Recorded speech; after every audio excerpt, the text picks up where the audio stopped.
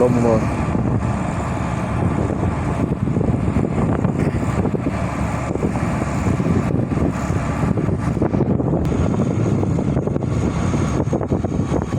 sai ơi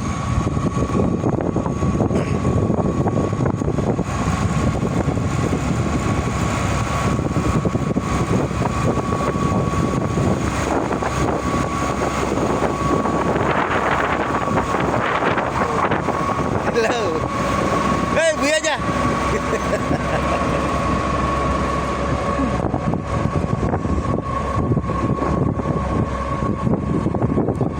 làm cho cái phun luôn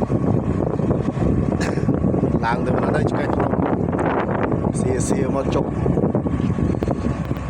cái phun hàng nào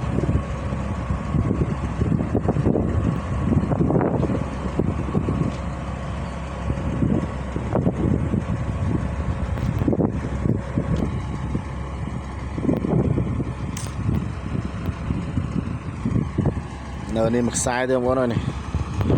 số vậy toàn vay của cô đó đang thầm na thầm nay chạm thầm na thầm nay thế bố hình tục trao trong lạc hai toàn ban kia mình liền về